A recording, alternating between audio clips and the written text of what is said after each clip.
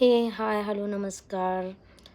दिव्या एक खरंच ती वाघीण या टॅगलाईनला ना ती सूट करते. खरंचच ती वाघीण आहे. ज्या पद्धतीने ती प्रत्येक पॉईंट छेडते ना, ज्या पण मुद्द्याला ती हात घालते ना, तो बेसलेस कधीच नसतो. ती एकदम व्यवस्थितपणे त्याला आधी जाणून घेते, की बरोबर आहे, कुठे रॉंग आहे, कुठे राईट आहे. आणि रॉंग असलेल्या गोष्टीसाठी ती उभी राहते, ती बोलते, ती कुठे चुकत नाही. पण असं होतं ना, की मी जसं बघते 2-3 दिवस झाले बिग बॉसमध्ये, कुठेतरी असं वाटतं ना, की तिला एक सॉफ्ट टार्गेट म्हणून पकडलं जातं. लोकं तिला टार्गेट करतायत. कालचाच विषय बघा, ज्याच्यामध्ये दिव्या आणि दीपालीताई या दोघीजणी होत्या आणि त्यांना सेव्ह करण्यासाठी जे आले होते, एक सागरदादा होता आणि दुसरं होतं ओंकार. तर ओंकार हा दिव्याला त्याचे पॉईंट मांडत होता. पण सागरदादाला फक्त एवढं सांगायचं होतं, की मिस्टर इंडिया टास्कमध्ये कोण दिसतं, कोण नाही दिसत आहे. दीपालीताई जास्त दिसते का दिव्या दिसते? नो डाऊट दीपालीताई दिसते. पण ॲज कम्पेअर टू दिव्या, दीपालीताई कमी दिसते. या आठवड्यात तर माझं तर तेच ओपिनियन आहे. तर त्यांनी ते मांडायला पाहिजे होतं. तर तो काय बोलतोय, की "तू कुठे मला त्या दिवशी जेवण दिलेलं, तू म्हणली होती, की यांना जेवण देणार नाही, हे देणार नाही." याचा काही मुद्दाच नाही आहे.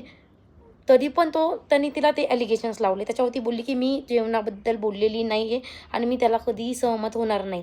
त्या दिवशी असंच झालं. जेव्हा ती चोरीचा टॉपिक आला, ती बोलली, "यांनी चोरी केली, मी यांच्यासाठी नाश्ता बनवणार नाही. आमच्या आई-वडिलांनी आमच्यावरती संस्कार केले नाही." ती स्वतःबद्दल बोलत होती, ना की दुसऱ्यांच्या आई-वडिलांबद्दल.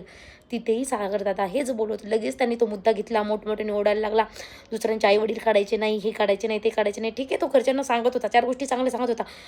पण आधी जाणून घे, ती दुसऱ्याचे आई-बाप काढत नव्हती. ती सांगत होते, की आमच्या आई-वडिलांनी आमच्यावर असे संस्कार केले नाही. ती स्वतःबद्दल बोलत होते.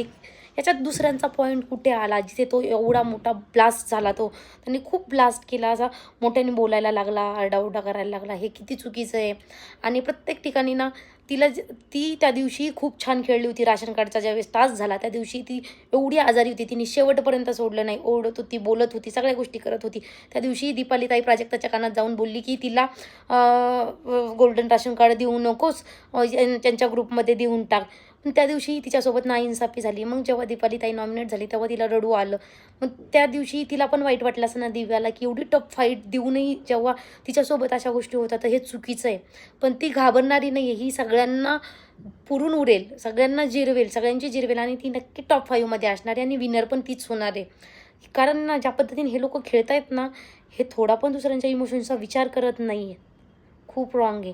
आणि ती मुलगी जी ती नाते पण बनवते ना, फेक बनवत नाही. तर ती राकेश बापटला भाऊ मानते ना, तर ती ते नातं निभवते. त्याच्यासाठी ती स्टँड घेते.